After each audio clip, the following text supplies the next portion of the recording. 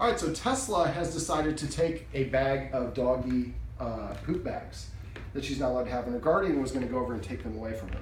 So what I'm going to do is I'm going to kind of show you how a dog would take something from another dog.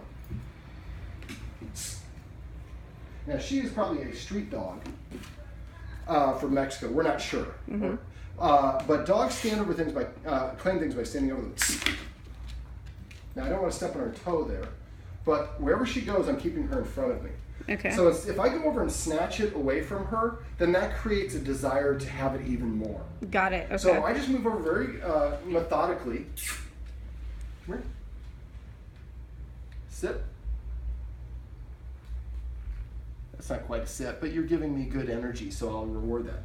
Then when I take this, I just take it after I claim it and take possession of the object. Okay. And you Got can feel me. So I don't snatch it. When I go to grab it, I'm very casual. Just pick it up, and then I go put it wherever I want to put it.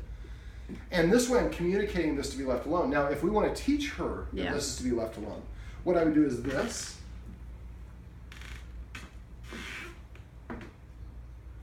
Now, she's looking at it, but she's respecting distance. So after I pause for a second, I take another step back, but I'm keeping my hips pointed at her.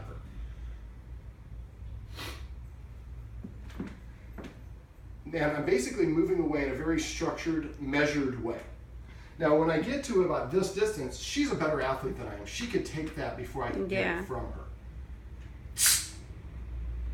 That's my way of saying no. So if we put an object, and you can film me a little bit more for this. Yeah. So if there's an object she likes to get on a regular basis, what we can do is put it on the floor. It has to be between our feet. Can't put it here and walk up over it. We have to drop it down between our feet. Got it. And we keep the dog in front of us. Wherever the dog goes, we pivot our hips and shoulders to keep her in front. When she is stationary only, don't move away, especially don't move backwards if she's moving forward, because that's implied as you're giving up space for her. Got it. So when she stops, we take a step backwards. Left, right, and that's it. A lot of people go like, then it looks like I'm just meandering about. Got it. Sudden movements, she shifted back a little bit because of that movement was a very sudden movement, and I'll explain why off camera. So by doing this, what we're doing is we're actually teaching and communicating to her, this object is not to be chewed on. If you just snatch it and take it away and hide it, then the next time she has access to it, she's going to grab it. That's what she's done, yeah.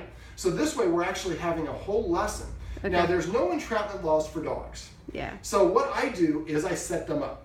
Yeah. So what I would do is there's any object that she likes to get into, I would put it on the floor when you have time to pay attention. Yeah. If you're busy working, don't do it. Yeah. But if you have time to put it down, claim it by standing over it, then walk away in a measured way, stop in between each step. Yeah.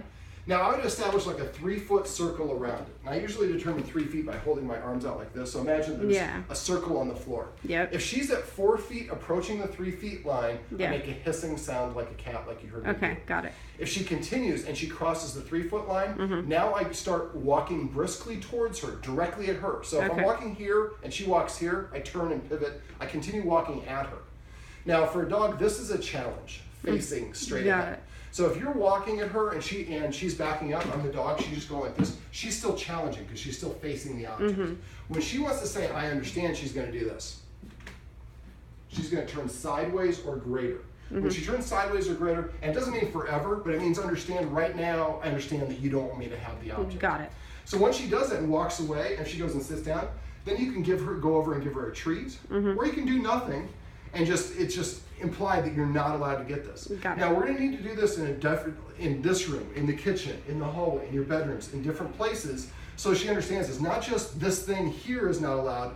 I'm not allowed to touch this wherever I am. Got it. Now when she starts going around, now if I'm the dog and I'm here and you've been playing this game and it's there, and she goes like this, I'm going to walk this way, so kind of. All right. So if she goes like this.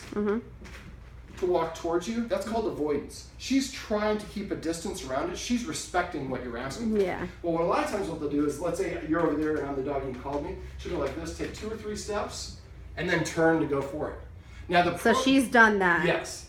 Now when she does that, she's not being defiant. She's just saying, maybe she doesn't want me to go this way to get it. Okay. But maybe the boundary is only here. Maybe there's not a boundary here. So I'll walk around here and look, and part of it, she's also probing to see how serious you are. Yeah. So if she goes, as soon as she goes for the turns for it, then you hiss. Okay, got it. And then as soon as she backs away, and only try to hiss one, don't go just one long hiss. And eventually what will happen is she will just learn to ignore that particular object. Now, you might have to do it for a whole bunch of different items, a lot of interesting chew items here at your place if I'm a puppy. And we're going to talk about having a bunch of appropriate chew items. But this is basically a quick summation of how you can claim an inappropriate object and communicate to the dog, I want you to leave this alone, rather than just snatching it away, which will create more of a longing for it. Perfect. So that's how to claim things. Cool. Thank you.